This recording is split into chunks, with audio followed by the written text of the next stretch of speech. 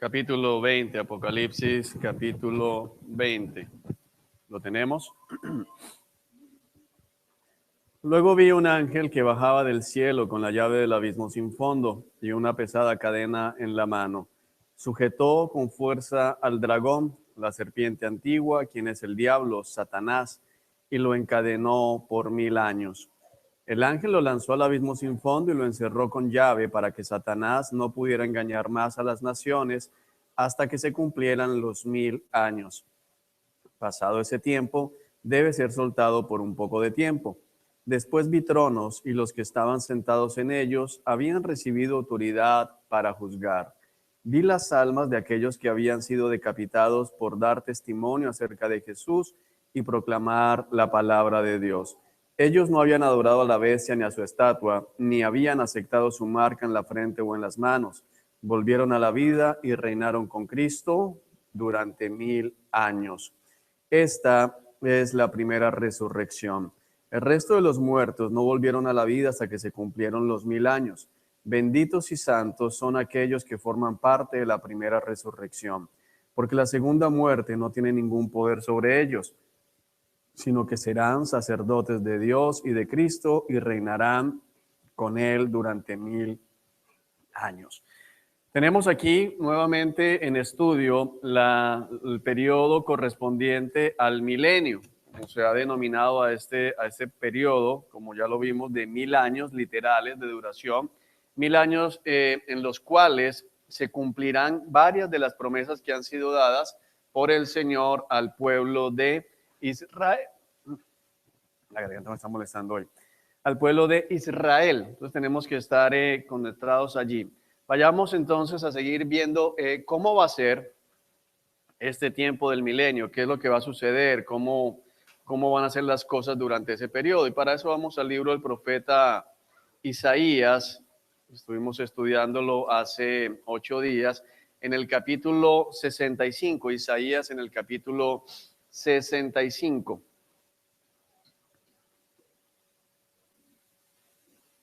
¿Lo tenemos? Isaías 65 dice así, el versículo 20, así como para ponernos en contexto. Los bebés ya no morirán a los pocos días de haber nacido, ni los adultos morirán antes de haber tenido una vida plena. Nunca más se considerará anciano a alguien que tenga 100 años. Solamente los malditos morirán tan jóvenes. En esos días la gente habitará en las casas que construye y comerá del fruto de sus propios viñedos. A diferencia del pasado, los invasores no les quitarán sus casas ni les confiscarán sus viñedos, pues mi pueblo vivirá tan larga vida como los árboles, y mis escogidos tendrán tiempo para disfrutar de lo adquirido con su arduo trabajo. Entonces tenemos aquí, para ponernos en contexto, varias cosas. Lo primero es que recordemos que quienes van a entrar vivos a este reino milenial, o en este reino milenial tendremos dos tipos de personas o dos grupos de personas. Por un lado están los seres humanos que no han sido glorificados, que no han participado todavía en ese sentido de la primera resurrección, porque todavía no han experimentado la muerte terrenal, la muerte física. Esas personas, después de haber sido pasados por el juicio de Cristo, van a ingresar vivos al milenio, pero vemos que van a haber cambios en su estructura como tal. Podemos hablar de estructura molecular, porque ya se va a recuperar la longevidad que se tenía por lo menos inmediatamente después de la caída en el Edén. Recordemos que los primeros seres humanos, de acuerdo a los relatos bíblicos, vivieron en promedio entre 800 y 960 años, así que se va a volver a esto, al punto de que una persona de 100 años que muera se va a considerar maldito por haber muerto tan joven. Es decir, que si lo llevamos al término que estamos hoy, es como ver una persona de 10 años muriendo. Dice el Señor que en esos días también la gente va a estar habitando en las casas que construya, que creo que lo repasamos. Significa eso que dentro del milenio la gente no va a vivir en arriendos, sino que la gente todos van a tener su propia casa. Es decir, va a ser un tiempo de seguridad. Todo esto suena a mucha prosperidad y tenemos que entender algo. Uno de los problemas del Evangelio de la Prosperidad es que es atemporal, es decir, habla cosas que son reales, porque llegará el momento en que no habrán enfermedades, llegará el momento en que no habrá dolor, llegará el momento de muchas cosas buenas, pero no es ahora. Ese no es el momento que estamos viviendo todavía. Pero sí, en este tiempo del milenio se va a ver que realmente la gente va a tener abundancia. Es básicamente lo que nos dice acá. Cuando dice el versículo 21 que la gente va a habitar las casas que construya y comer del fruto de sus propios viñedos, va a haber abundancia. Es decir, el tiempo del milenio es un tiempo donde la presencia del Señor va a hacer, lógicamente, que haya abundancia en todo sentido.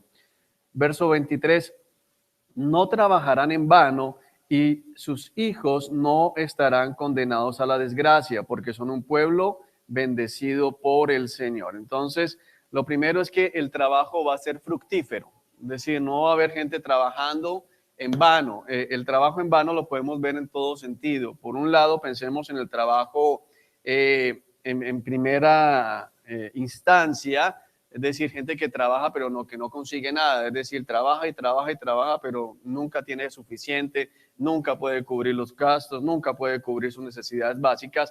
Bueno, eso no va a suceder. Y por otro lado, nos hace énfasis al trabajo de familia, es decir, el papá que dice, pero tanto que me esforcé, pero tanto que me esmeré por criarlo bien, por darle educación y miren en qué terminó. Bueno, nos dice el Señor aquí que no va a haber ese trabajo en vano, sus hijos no estarán condenados a la desgracia, es decir, que no están sujetos a estar experimentando las maldiciones generacionales que hoy conocemos de acuerdo a la palabra del Señor. Ya no están esos hijos esperando, bueno, es que mi papá, mi abuelo, y entonces mira todas las desgracias que hay en mi casa, sino que todos los que van a entrar al milenio, esos primeros padres del milenio, son personas que han sido sacados de la tribulación, han sido perdonados por Cristo y lógicamente entran en bendición, es lo que dice acá.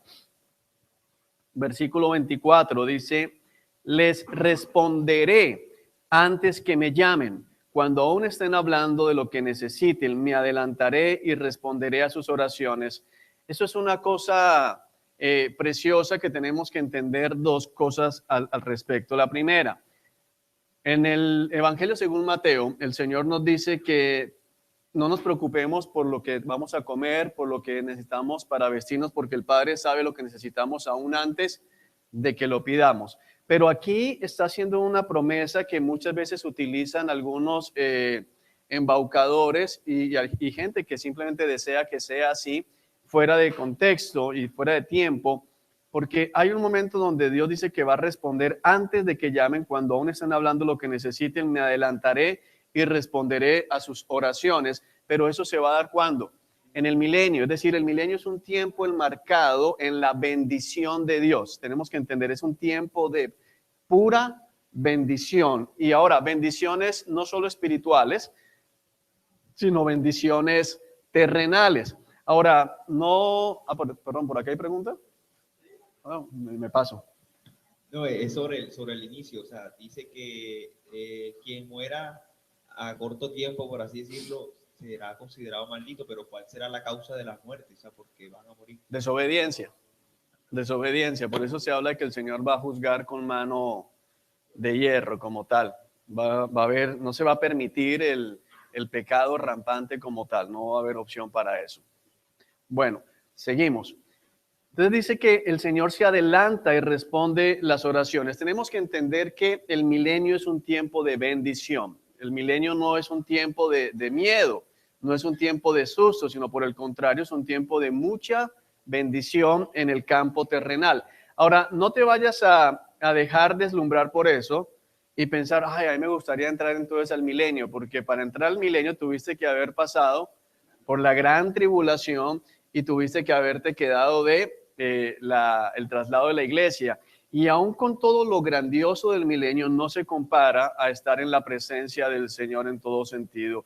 El hablar eso solo muestra realmente la necedad del hombre y revela como tal el deseo, porque muchos hombres no quisieran subir al cielo, sino bajar el cielo a la tierra para quedarse aquí. Es decir, disfrutan tanto su vida terrenal que no les parece ganancia realmente la muerte.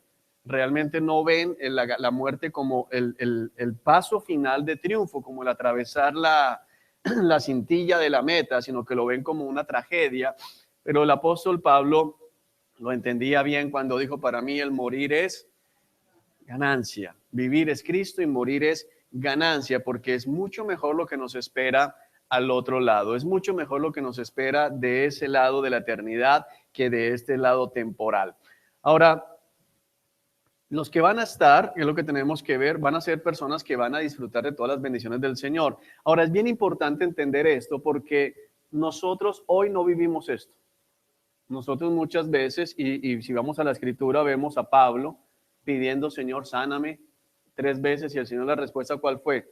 Te basta con mi gracia, mi poder se perfecciona en tu debilidad.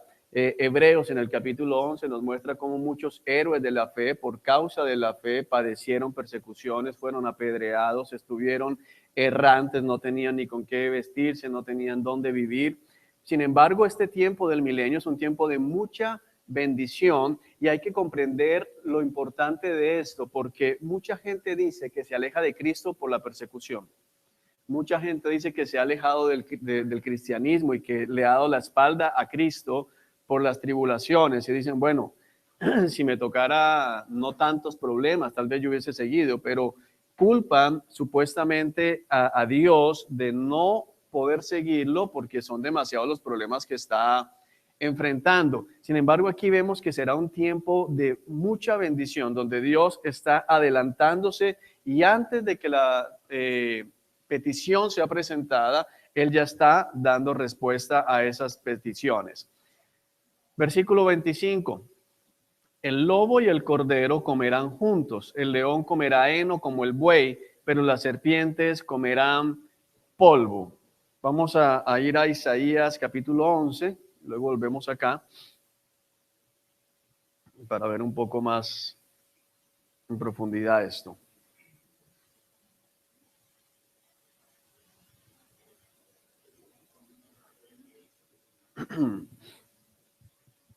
Isaías capítulo 11, versículo 6. ¿Lo tenemos? Isaías 11, 6. Dice, está hablando precisamente de ese tiempo. En ese día no hace referencia únicamente a un día en particular, sino está hablando de todo ese periodo de los 1000 años, para que entendamos, ¿ok? En ese día el lobo y el cordero vivirán juntos. El leopardo se echará junto al cabrito, y el ternero y el potro estarán seguros junto al león, y un niño pequeño los guiará a todos. Está haciendo el Señor realmente una referencia tremenda, algo que hoy no podemos ver. O sea, hoy no podemos imaginarnos a un corderito al lado del lobo y habitando juntos, porque el lobo se lo va a comer, ¿de acuerdo? Pero dice que en ese tiempo estarán juntos. Es decir, estamos viendo aquí una restauración, no una recreación. Creo que hace 8 días explicamos la diferencia en los conceptos, ¿no? Restauración de lo que fue el jardín del Edén. Recordemos que en el jardín del Edén no se comía carne. La ingesta de carne en la dieta tanto de los animales como del hombre fue dada después de la caída. Dentro del jardín del Edén, el Señor le dice al hombre, te daré por alimento todos los árboles con fruto. Eso es para que te los comas. El hombre se alimentaba realmente de frutas, de vegetales. Ahora, eso no es una justificación para los que llevan una dieta vegetal. Si usted quiere llevar dieta vegetales, pues llévela, está bien. Pero después de la caída, el Señor nos manda a ingerir animales como tal, la carne de los animales, y dice cuáles animales, pero tiene también que ver con el cambio molecular que se da. En ese sentido, se necesita la proteína de los animales para poder solventarse en este tiempo con ese nuevo cambio. Por eso, cuando salen con los libros famosos bestseller de la dieta del Señor y esos carretas, o sea, nosotros ya no vivimos en el Edén, vivimos en este mundo caído, y en este mundo caído se necesita la proteína de la vaquita. ¿Ok? Amén, hermana. Pero si usted quiere abstenerse, absténgase con libertad, pero no se crea más santo pensando que es que come vegetales porque usted le den a Adán y la orden de Génesis 2. Nosotros no estamos bajo esa instrucción, bajo esa dieta en este momento. Pero el Señor va a restaurar, es lo que estamos viendo acá. Dice, la vaca pastará cerca del oso. Es decir, la vaca va a estar tranquila pastando al lado del oso. Y el cachorro y el ternero se echarán juntos. Cuando hace referencia al cachorro, ¿es el cachorro de quién? Del oso. Es decir, no solamente la vaca pastando cerca del oso, sino que tenemos el cachorro y el ternero echándose juntos. Y el león comerá heno como las vacas. ¿Ustedes se imaginan a un león comiendo heno? Bueno, eso es lo que va a pasar allá, como las vacas. Aquí hay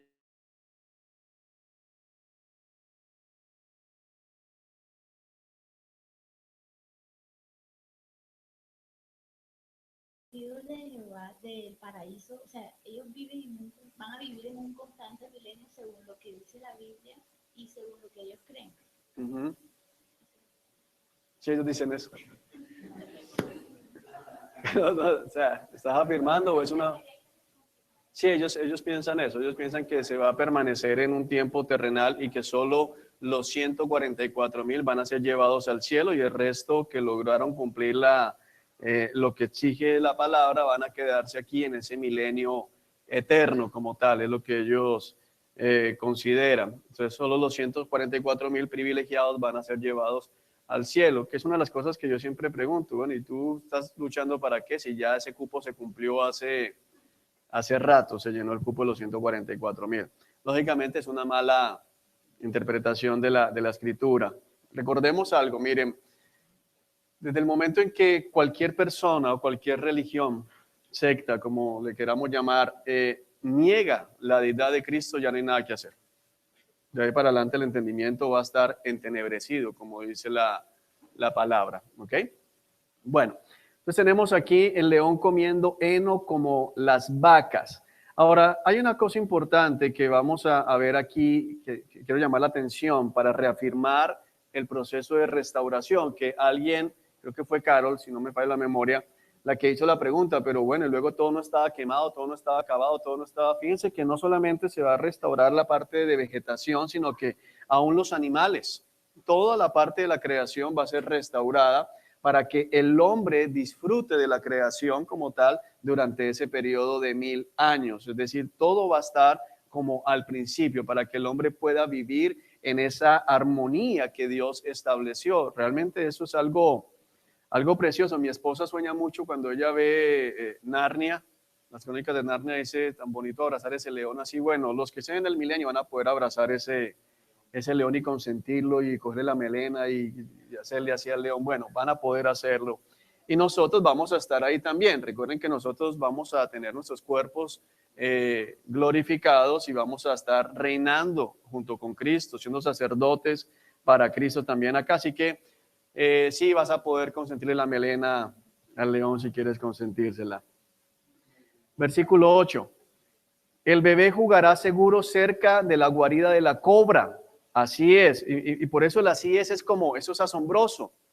El profeta, inspirado por el Espíritu Santo, dice, así es, porque el pensar que un niño le meta la mano o esté cerca de la guarida de la cobra es algo muy peligroso, pero en ese tiempo dice que jugará seguro.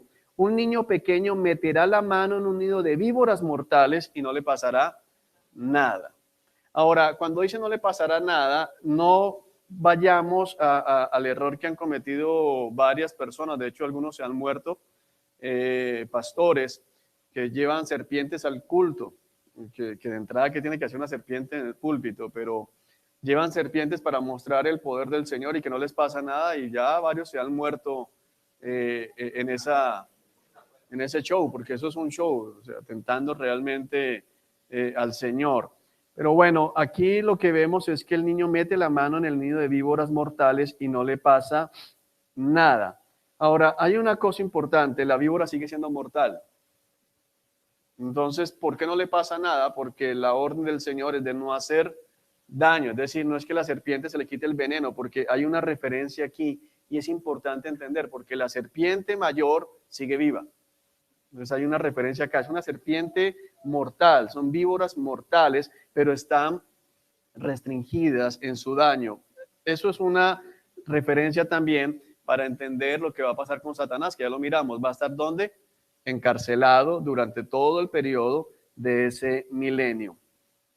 en todo mi monte santo, no habrá nada que destruya o haga daño, porque así como las aguas llenan el mar, así también la tierra estará llena de gente que conocerá al Señor. Mira, eso es algo tremendo, o sea, no va a haber nada que destruya. Y cuando dice nada que destruya significa que no van a haber desastres naturales. El mar no van a haber tsunamis, no van a haber terremotos, no van a haber huracanes, no van a haber explosiones volcánicas, no va a haber nada granizada ni nada que cause daño en la naturaleza, no va a haber nada que destruya. Y lo dice las razones, ¿por qué? Porque la tierra estará llena de gente que conocerá al Señor. Eso significa también que no van a haber personas tratando de dañar, porque si alguno se levanta, inmediatamente, ¿qué hace el Señor? Lo mocha, ya, lo corta, es decir, no se va a tolerar la maldad. Por acá hay pregunta, Nelson. Observando, no mirando. Cuando yo veo esto de los animales que está mencionando aquí, el niño que puede meter la mano, el nido de las víboras, pienso de pronto en los prejuicios y estereotipos que de pronto esa gente que llega al milenio puede tener, porque hoy en día todos somos conscientes de que yo no puedo acercar una víbora porque me va a matar, me va a hacer daño, pero en ese tiempo, ese prejuicio, o sea, ¿cómo va a llegar el punto de que cualquier persona no va a tener miedo de meter la mano en el nido de las víboras, por ejemplo? Bueno, ¿qué opera en el corazón? Yo, no, ahí sí, eso está en el secreto de Jehová, pero lo que sí podemos tener tranquilidad es que el solo hecho de que tú comiences a ver que los leones están pastando al lado de las vacas y que miran la vaca y en lugar de darle un mordisquín, bajan la cabeza y siguen comiendo heno, comiendo pasto como las vacas, pues va a probar realmente que todo está ahí. Ahora, la palabra va a estar, porque cuando dice toda la gente conocerá al Señor, hay una cosa importante, no solamente el conocimiento de el Señor existe, sino cuando dice la palabra conocerá al Señor, significa que conocen la palabra del Señor. Este tiempo es el que dice la Escritura en los profetas menores, nadie tendrá que enseñar a nadie, porque desde el más grande hasta el más pequeño, todos me conocerán, es decir, nadie tendrá que instruir a su vecino, y lógicamente esta palabra estará grabada en sus corazones, y así como todo lo demás se ha cumplido, saben que todo lo demás, pues lógicamente se va a cumplir. ¿Ok? Bueno, ¿alguna pregunta más de eso? Seguimos. Ese día, el heredero del trono de David será estandarte de salvación para el mundo entero. ¿Quién es el heredero del trono de David? Jesucristo, es lo que tenemos que tener claro. Será estandarte de salvación para el mundo entero. El estandarte hace referencia a símbolo. El estandarte es un símbolo. En el libro de Levítico, por ejemplo, o el libro de Números, vemos que cada tribu tenía que tener un estandarte. Cuando estaban reunidos en el desierto, cada tribu tenía que estar separada de la otra tribu. Todas las tribus estaban separadas, dirigidas por su jefe de tribu, y todos tenían su estandarte, es decir, había algo que marcaba a qué tribu pertenecía cada uno. En ese momento del milenio, el estandarte será el mismo Cristo y será un estandarte de salvación. ¿Qué quiere decir eso? Que nadie va a estar en el milenio y nadie se va a sostener en el milenio por su propia bondad, sino porque Cristo sigue siendo el símbolo y lógicamente el autor y el consumador de la fe, el consumador de la salvación. Es lo que tenemos que comprender en este punto. Aún en el milenio, la salvación sigue siendo por fe.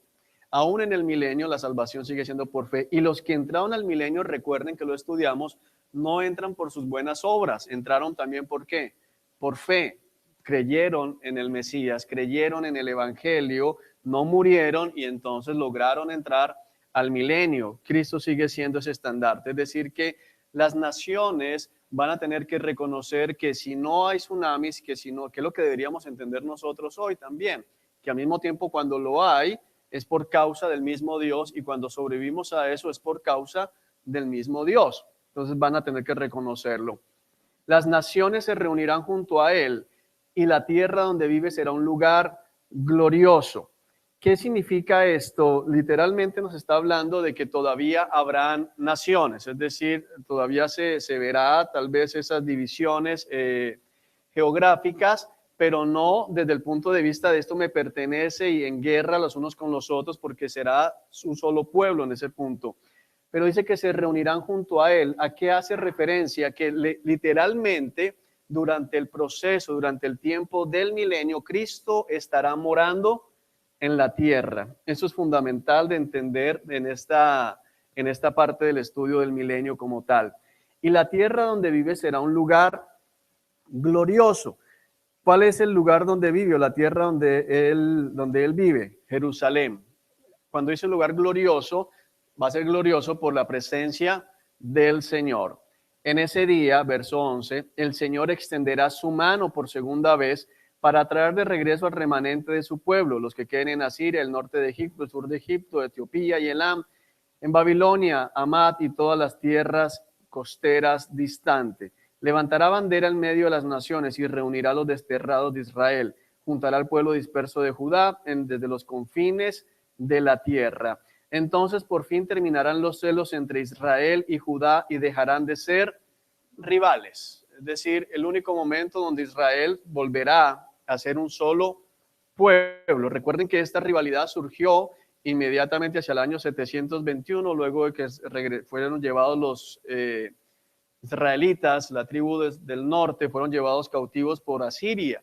Y cuando ellos comienzan a ser traídos de nuevo a repoblar la tierra, se unen en matrimonio sus hijos con los hijos de los pueblos que había traído el rey de Asiria, y desde ahí arranca la rivalidad. Se conoce como los samaritanos porque pusieron a Samaria, una ciudad, como capital de ese reino del norte. Esa rivalidad se va a terminar, unirán sus fuerzas para caer encima de Filistea al occidente, juntos atacarán y saquearán las naciones situadas al oriente, ocuparán las tierras de Edom y de Moab, y Amón los obedecerá. Si se dan cuenta, vemos nuevamente el modelo de la profecía. Fíjense que Isaías está viendo como de allá para acá. Comenzó a ver el milenio y luego comienza a retroceder y dándose cuenta cómo se une Israel, y va a ir comenzando a ver esa lucha de Israel unido como tal. Vayamos al versículo 1 del capítulo 11, gracias. Del tocón de la familia de David saldrá un brote. El tocón es como la raíz, lo que queda ahí todavía enterrado. Un retoño nuevo que dará fruto de la raíz vieja, y el espíritu del Señor reposará sobre él, el espíritu de sabiduría y de entendimiento, el espíritu de consejo y de poder, el espíritu de conocimiento y de temor del Señor. Él se deleitará en obedecer al Señor, no juzgará por las apariencias ni tomará decisiones basadas en rumores. Hará justicia a los pobres y tomará decisiones imparciales con los que son explotados. La tierra temblará con la fuerza de su palabra, y bastará un soplo de su boca para destruir a los malvados. Llevará la justicia como cinturón y la verdad como ropa interior. Tremendo. ¿De quién está hablando aquí? De Cristo.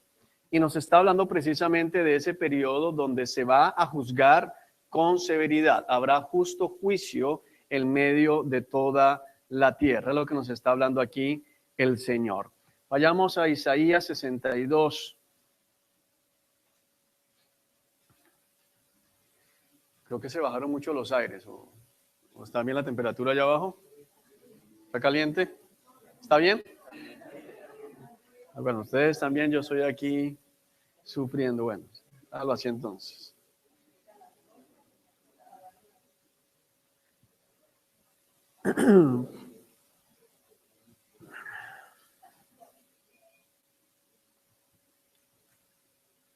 Perdón, Isaías 60 es.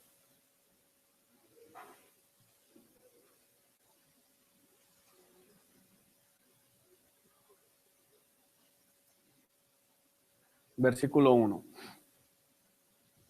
Dice: levántate, Jerusalén, que brille tu luz para que todos la vean, pues la gloria del Señor se levanta para resplandecer sobre ti.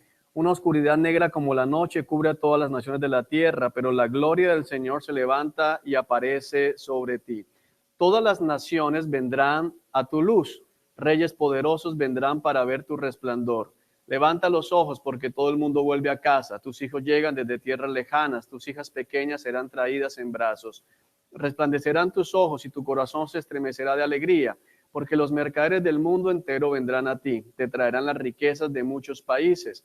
Enormes caravanas de camellos convergirán en ti. Los camellos de Madián y de Efa, los habitantes de Saba, traerán oro e incienso y vendrán adorando al Señor. A ti te serán dados los rebaños de Cedar y los carneros de Nebaiot serán traídos para mis altares.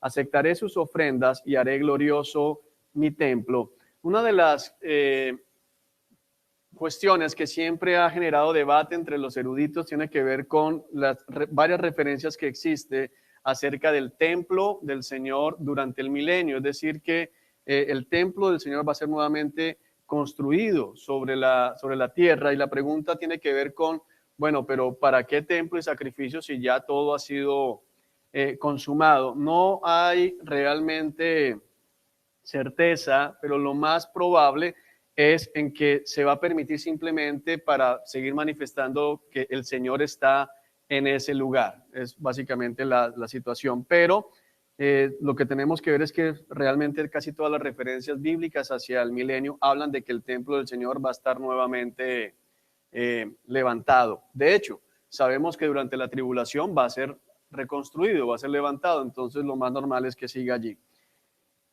Dice, ¿y qué veo volando hacia Israel como las nubes, como las palomas hacia su nido? Son barcos de los confines de la tierra, de países que confían en mí, con los grandes barcos de Tarsis a la cabeza. Traen al pueblo de Israel de regreso a su hogar desde muy lejos, transportando su plata y su oro. Honrarán al Señor tu Dios, al Santo de Israel, porque Él te ha llenado de esplendor. Vendrán extranjeros para reconstruir tus ciudades, y sus reyes te servirán. Aunque te destruí en mi enojo, ahora tendré misericordia de ti por mi gracia. Tus puertas permanecerán abiertas de día y de noche para recibir las riquezas de muchos países. La referencia del versículo 11 de puertas abiertas de día y de noche hace referencia a que es un tiempo de paz, de verdadera paz. Es decir, no hay necesidad de cerrar las puertas porque no van a haber ladrones, no van a haber saqueadores, no van a venir ejércitos en contra de Israel durante ese periodo. Así que las puertas pueden permanecer de par en par. Y por el contrario, los que van a entrar por esas puertas vienen para traer riquezas de muchos países. Por eso es que seguimos hablando en que van a todavía permanecer países como tal establecidos y que van a haber gobernantes en esos países. Los reyes del mundo serán llevados como cautivos en un desfile victorioso. Verso 12. Las naciones que se nieguen a servirte serán destruidas. Es decir, volvemos a lo que vimos allá en Isaías 11. Es decir, justicia y rectitud, mano de hierro como tal va a haber en ese punto. No se va a tolerar la rebeldía, no se va a tolerar el levantamiento en contra del Señor.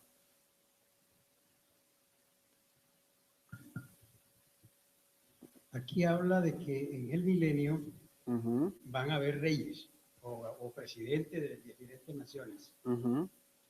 Sí, en el capítulo anterior nos está diciendo, el capítulo 11 nos está diciendo que quien va a reinar y quien va a gobernar es el Señor. Entonces, ¿cómo van a haber hombres que van a gobernar esos?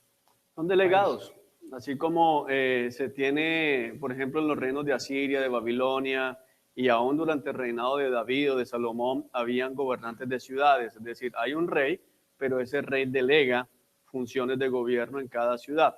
De hecho, también se habla que nosotros también reinaremos junto con Cristo y seremos sacerdotes para Él.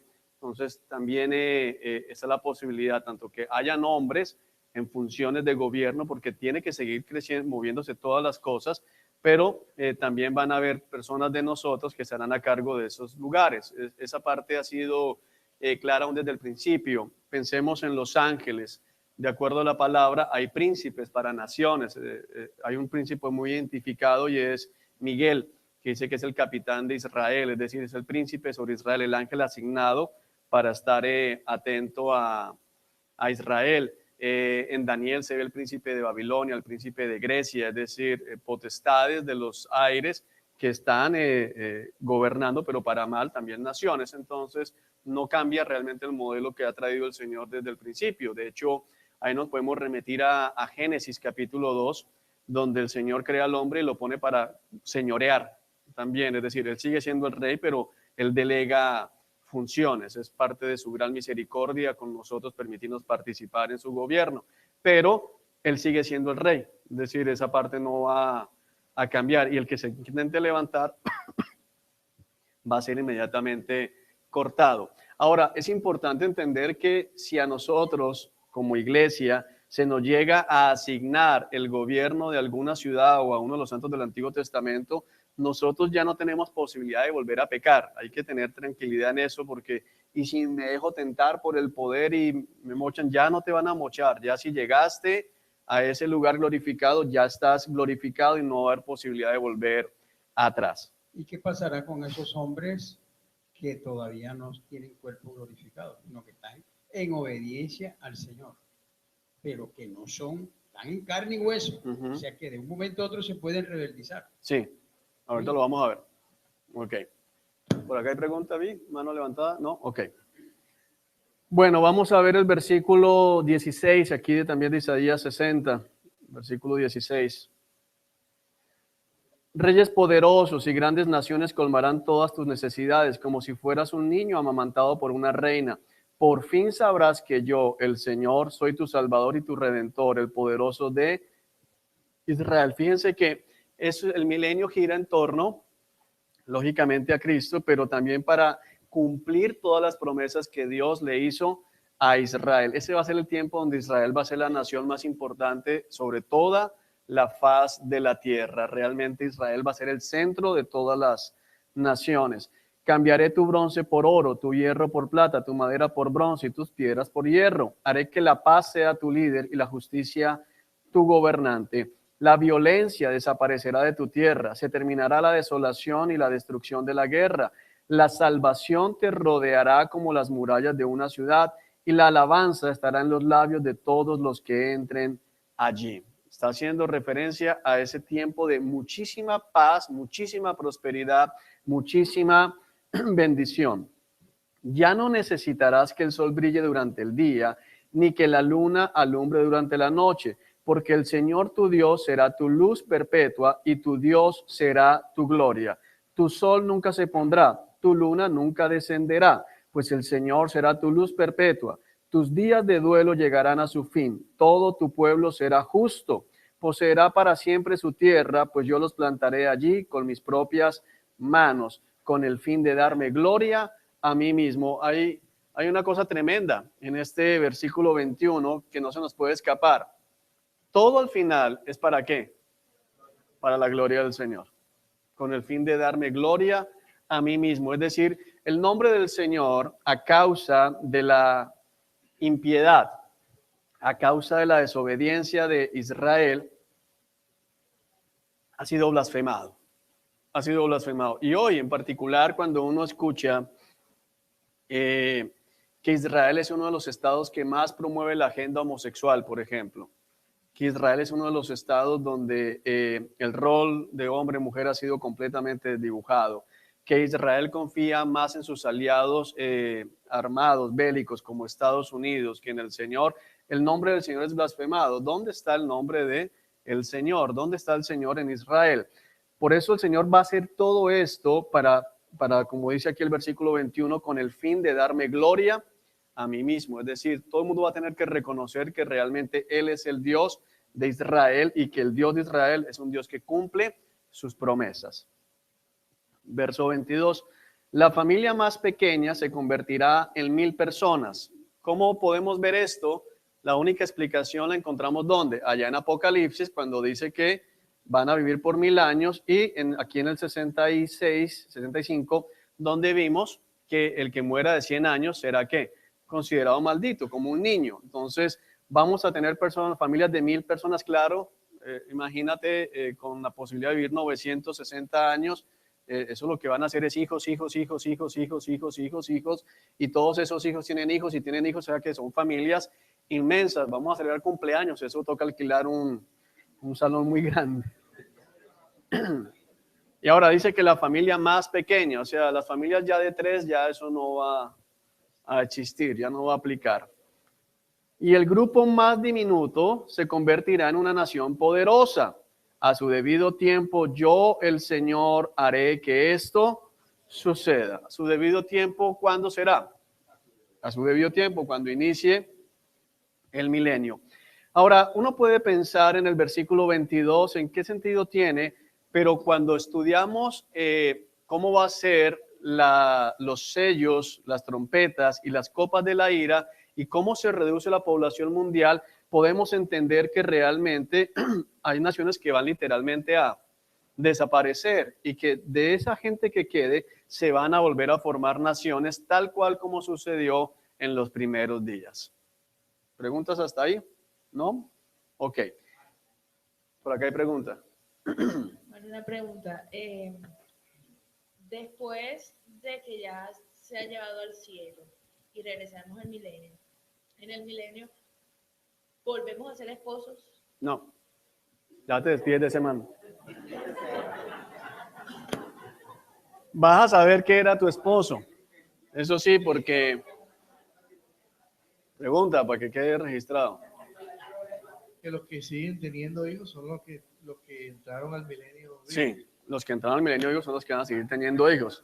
Ellos son los que se van a casar, ellos van a tener hijos, ellos van a tener 1000 años para andar disfrutando de toda la parte renal. O sea que no, ya despídete, aprovechen ahora todo. Porque ya no. Nosotros, dice la palabra, que ya seremos como los ángeles del cielo, que no se casan ni se dan en casamiento, no se casan ni se dan en matrimonio.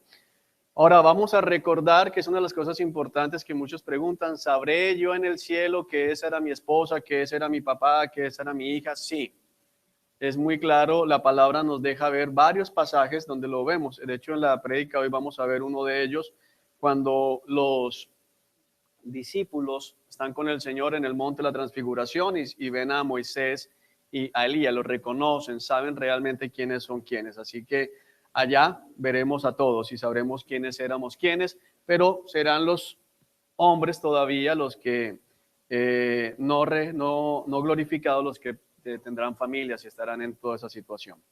Bueno, vamos otra vez a Apocalipsis.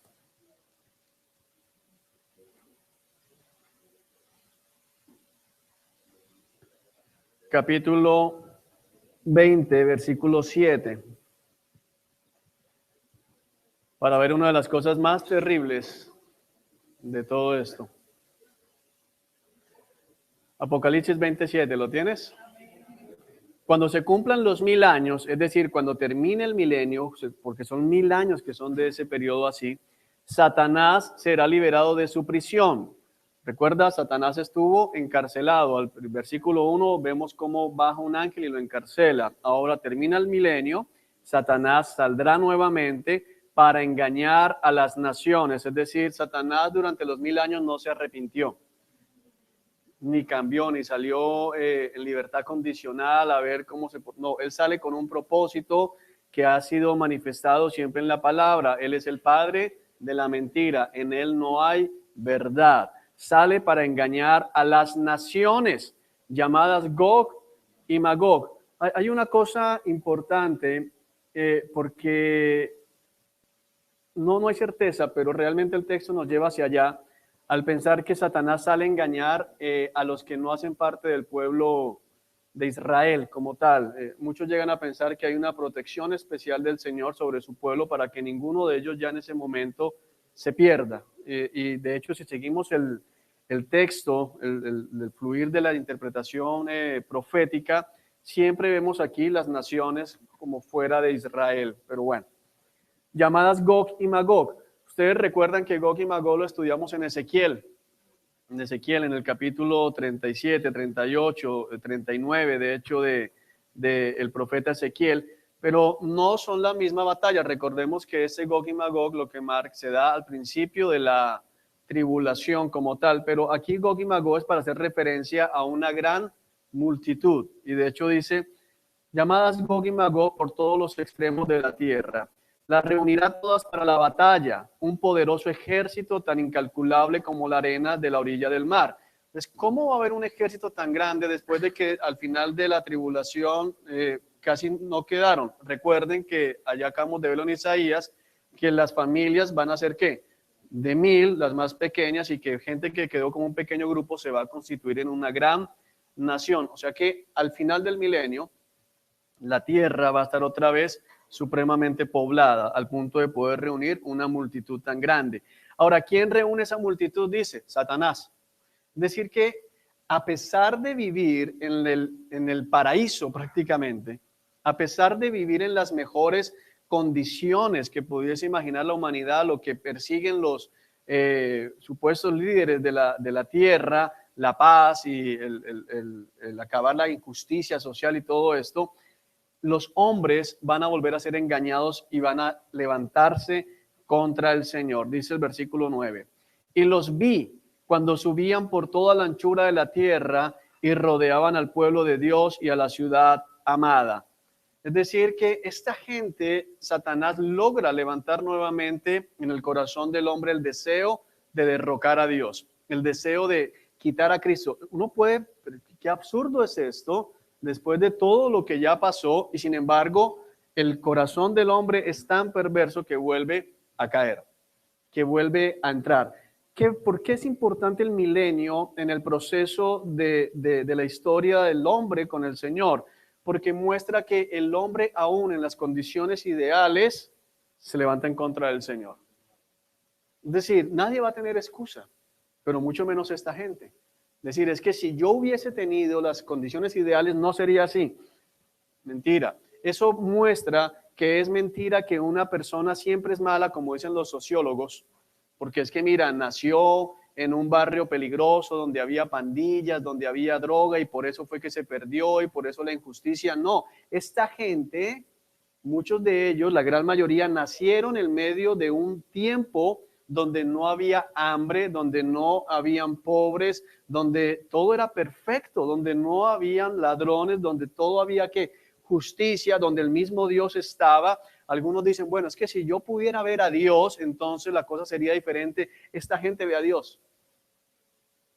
Cristo está morando en la tierra. Cristo tiene su trono establecido. Lo vimos antes, que todo el mundo va a tener que ir por lo menos una vez al año. Ya lo estudiamos hace 8 días. Es decir, lo van a ver a los siervos glorificados. Nosotros vamos a estar ahí para probar que realmente las promesas de Dios para sus vidas son reales. Porque muchos pueden decir el día de hoy, bueno, pero es que, ¿y qué tal que todo eso sea carreta? ¿Nunca te ha pasado eso por la cabeza? A mí cada rato me mandan flechazos, ¡puf! A veces voy llegando a mi casa y digo, y si todo eso es un cuento y yo estoy tirándome la vida acá. Eso llega. Nosotros vamos por fe, pero ellos van a verlo. Ellos lo van a ver en el milenio. Ellos van a vernos glorificados. Ellos van a ver a Cristo. Ellos van a ver que no hay desastres naturales. Ellos van a ver y sin embargo, a pesar de que vean, se van a torcer. Se van a levantar. Esa es la magnitud de la maldad del corazón humano. Y a nosotros nos tiene que ayudar, porque bueno, pero ¿para qué eso? Si finalmente ya no me voy a torcer. Para que entiendas hoy, hermano, que es que no te apartas por las circunstancias. No pecas porque las circunstancias son difíciles, pecas porque eres malo. Porque eres perverso, porque aún en las mejores circunstancias lo dañarías todo. Aún en las mejores circunstancias. Porque algunos todavía tienen por allá en el fondo de su corazón el espíritu de Robin Hood. Hay que robarle a los ricos para darle a los pobres. No, mira, así no hayan pobres, así no haya gente injusta. Así veas, porque hoy decimos, pero ¿cómo es posible? Como dice el salmista, me fue tropiezo cuando pensé en la maldad y en la prosperidad más bien de los malvados. No les falta nada, nunca les pasa nada. Todo lo que emprenden prospera. Pero entré en tu santo templo y me di cuenta de mi necedad. Entendí que el Señor los está, ¿qué? Cebando. Pero aún en las condiciones ideales, ellos siguen siendo malos. Es decir, salió Satanás. Quiero que entiendas esto. 1000 años. 1000 años de bondad. 1000 años de paraíso. Porque algunos he escuchado diciendo, pero es que Adán lo sacaron rapidito del Edén, o sea, no alcanzó a acostumbrarse a esas bendiciones, pero lo hubieran dejado un poquito más y Adán no cae en la trampa de la serpiente. Bueno, míralo. 1000 años. Y se levantó, porque una cosa es que dijera, y Satanás consiguió a 12, que fueron y se levantó, no consiguió a 12, una multitud. Dice que Juan, el apóstol Juan en su visión dice, los vi, y los vi, y los vi es una expresión de Juan de, oye, no me lo contaron, yo vi esa multitud, una multitud, un ejército tan incalculable como la arena de la orilla del mar. Una cosa tremenda. Una multitud incalculable como la arena de la orilla del mar. Ahora, no dice que fue una cantidad de gente con pancartas de, oh, queremos, no, fueron con qué? Con armas, no era una protesta pacífica, que de todas formas contra Cristo no hay protestas pacíficas. ¿Entiende eso, no? Sea que alguno diga, yo voy a hacer un mitin pacífico contra el Señor. No existe eso. Pero iban armados. Ahora, una de las cosas que a mí me sorprenden es, ¿en qué cabeza cabe ir armado contra el Señor? O sea, ¿con qué lo vas a amenazar? ¿Con un misil tierra-aire? ¿Qué le vas a poner? ¿Un tanque al frente? ¿Con qué vas a amenazar al Señor? Pero esta gente va armada. Dice que subían por toda la anchura de la tierra. Cuando hace referencia a la anchura de la tierra, está dejándonos ver, lógicamente, que la tierra está como plana, como el Señor lo dijo, que iba a suceder y se dio durante la tribulación. El único monte que quedó elevado, ¿quién fue? Jerusalén. Es la ciudad que quedó elevada como tal. Rodeaban al pueblo de Dios y a la ciudad amada. Por esta expresión de rodeaban al pueblo de Dios y la ciudad amada es que se llega a concluir muchas veces que los israelitas no participarán de esa rebelión, sino que estarán allí con el Señor en Jerusalén, porque ellos van a estar viviendo allá. Pero cayó fuego del cielo sobre el ejército que atacaba y lo consumió. ¿Ya? O sea, ahí quedó toda su película. Déjame Ezequiel, vamos a Ezequiel, deja una marca aquí.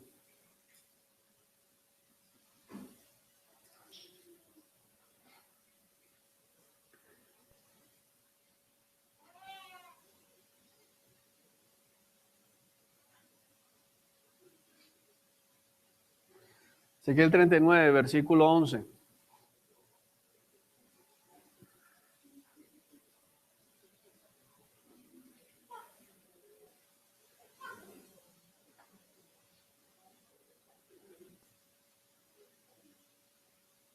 ¿Ya?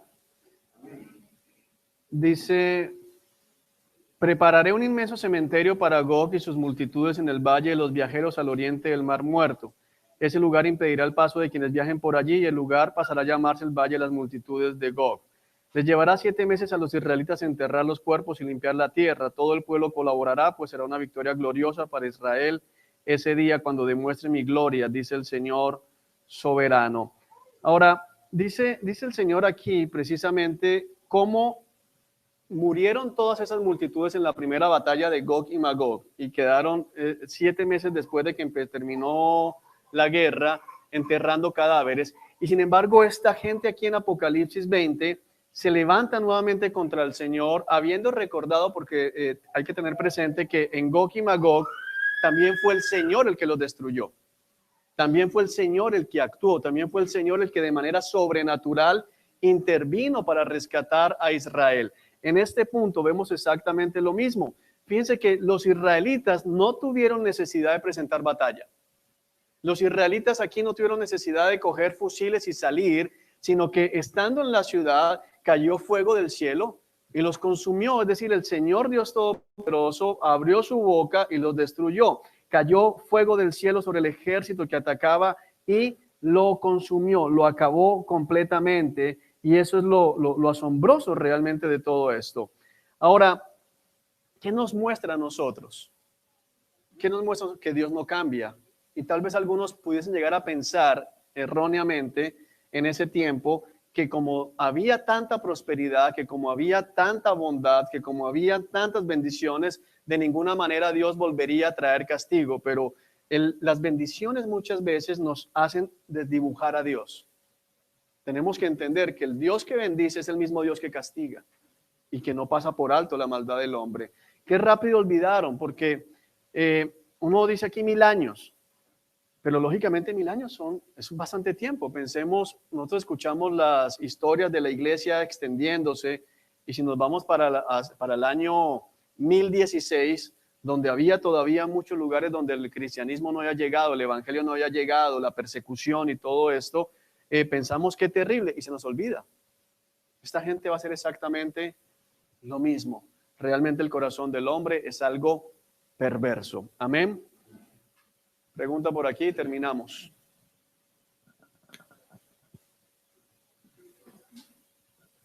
O sea, teniendo en cuenta todo eso, el día en que el Señor pues consuma a estas personas rebeldes, ¿quiere decir de que ellos arman un complot para hacerlo en un día específico? Sí, hay un día de batalla, se reúnen todos, es decir, cuando dice que Satanás salió a engañarlos, hay que entender que Satanás no se les presenta de una vez así, sino que ¿cómo engaña a Satanás? Igual que lo hace ahora. Pensamientos, comienza el corazón, pero ¿por qué tienen ustedes que estar yendo a Jerusalén cada año? ¿Por qué tienen ustedes que ayudarle a Jerusalén? ¿Por qué la plata que ganan aquí se la llevan allá? ¿Por qué tienes que aceptar que te pongan estas normas? ¿Por qué no te dejan tener otra mujer? ¿Por qué? Y volvemos a la misma película de siempre. Dale, una más aquí, Carol.